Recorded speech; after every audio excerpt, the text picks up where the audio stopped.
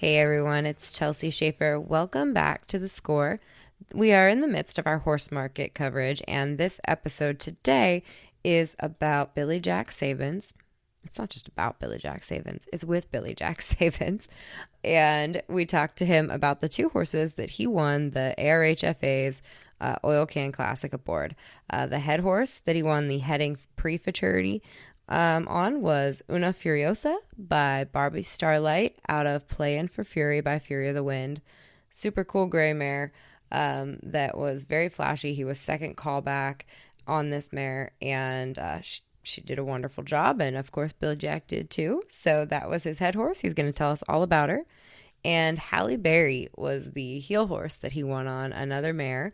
This mare is by Metallic Cat out of One Sparking Time by One Time Pepto.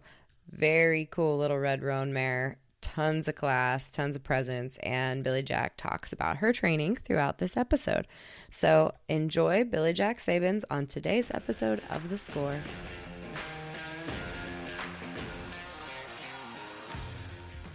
Well, first let's talk about your head horse. Where'd that one come from? Shane Boston. I actually picked her out of the Triangle sale whenever she was a 2-year-old, whenever that was. 2 years ago, obviously. We actually bought 3 of them at that sale. Her and the one-time pick horse and another gelding. And then kind of sold the geldings and kept her. And Ty Benson started her, and I got her probably like maybe August of her 2-year-old year, and I've been after it ever since.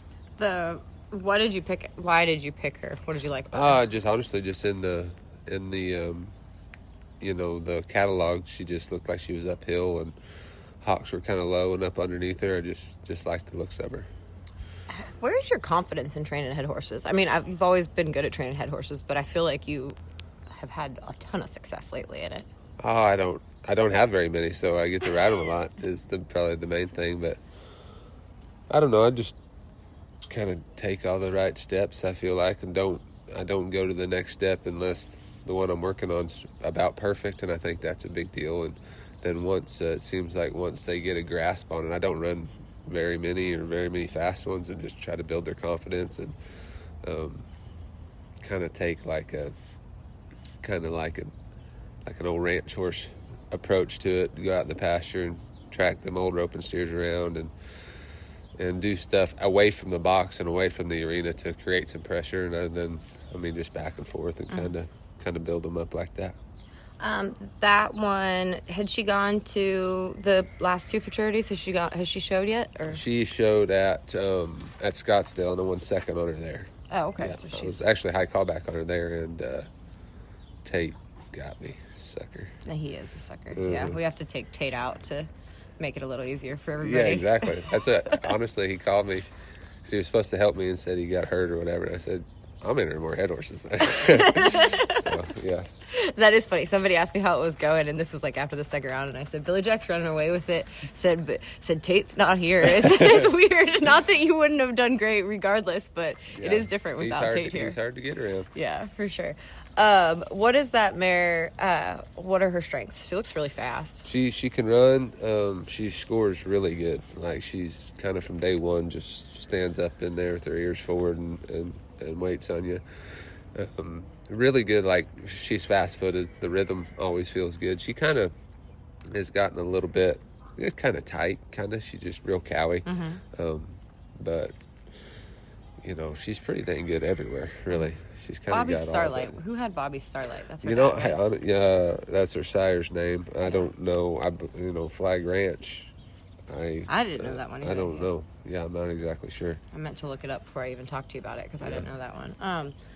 Flag Ranch, and then you were high call on another Flag Ranch horse. Yeah. I mean, what about Larry's program makes so much sense to you? Well, I think he's just kind of ahead of the game as far as the cow on run. You know what I mean? Everybody's doing it now, but he started doing it, 10, 15 years ago or something like that, I would imagine. But it's just the right mixture. Both of them horses got the run and a little bit of cow and the size, and they're good-minded. I mean, yeah.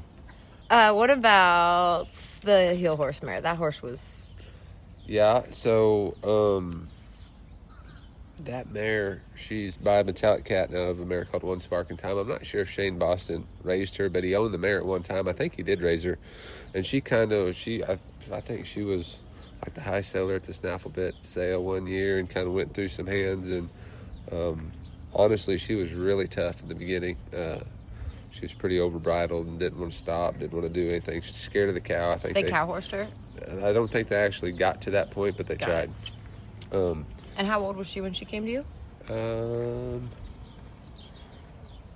I got her, I believe, like, she was either the end of her 2-year-old year or the beginning of the 3-year-old year. I don't remember. Last winter sometime. I don't remember exactly when. But, yeah, I got her, and, man, she's really smart, but I think she had quite a bit of stuff put on her before that it was hard for her to forget. And she's really, like, once she got the concept of it, she just took a hold, and she's been great. I've showed her at 3 shows, and then 1 second at Buckeye. I roped a leg and was one out at Scottsdale, and then this one. So I'm excited about her. What are some of the traits about her that makes her? Is she a real horse? Is she a show horse? I mean, I think she's capable of being all of it. You know, she can run a little bit. She watches the cow. That's kind of her fault. Too much. You know what I mean? A little overreactive to the cow. But she, like I say, she's kind of over it, and she's so pretty. Yeah, she's got some swag about her. You know what swag, I mean? Like, definitely. Just being around her is like that. You know, whenever you let her tail down and kind of put the show boots on, she looks pretty fancy. And whoever picked her name, I don't know if she came through a solo sale and that was a Melanie deal or whatever, but that... Yeah, it's pretty sweet. It's makes for easy marketing. Yeah, it really does. Yeah. I actually, when I was picking audios last night, I searched for song. I mean, obviously there's the Hallle Berry song, which I went with, but there's so many songs with Hallle Berry in it that you can... she's so cool. Yeah. What does her program... When you said she was scared of cows, what does that look like for you when you're working on that? How do you... Do you tie them to a lead steer? That don't work. That don't work. I've seen it done. I've done it. I've tied them right in front of the strip and shoot gate, so the cow's got to go by them, and it does nothing but make it 5 times worse. I've learned that the hard way.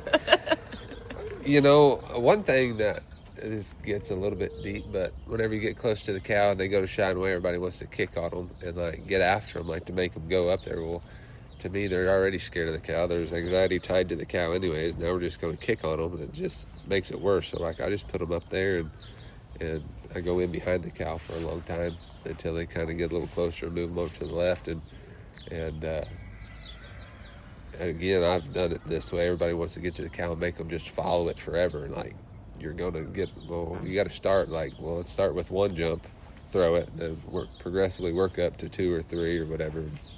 That kind of seems to work. It did on her anyway, so yeah.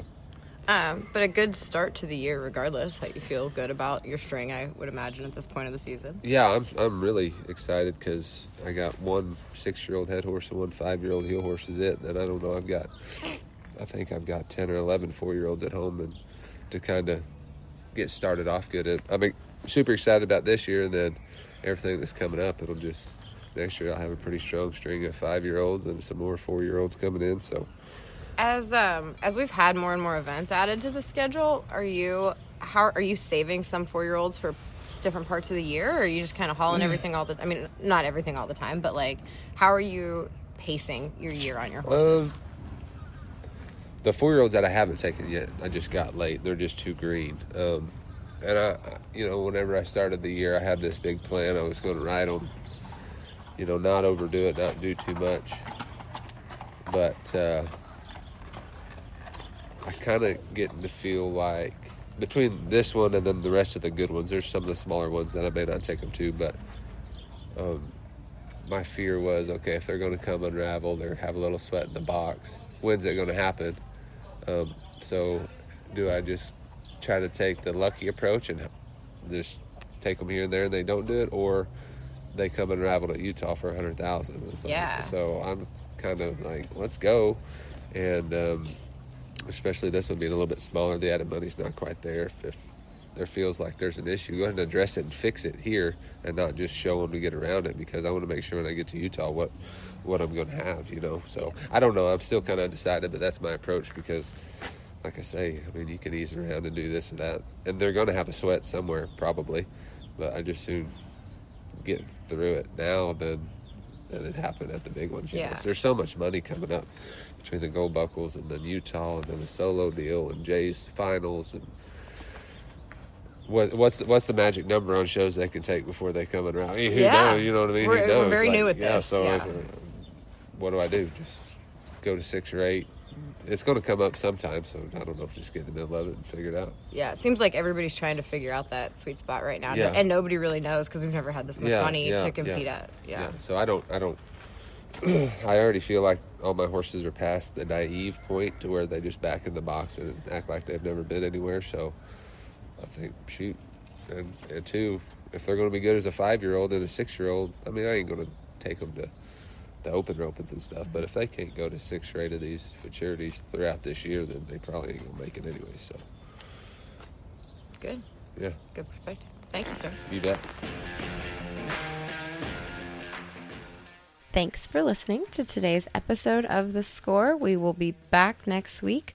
We've got an interview with Miles Baker on the horse that he won with, and I still need to catch up with Joseph Harrison, because he went 1, 2, 3, 4 in the healing. So lots and lots to pay attention to over these next couple weeks. Thanks, everyone.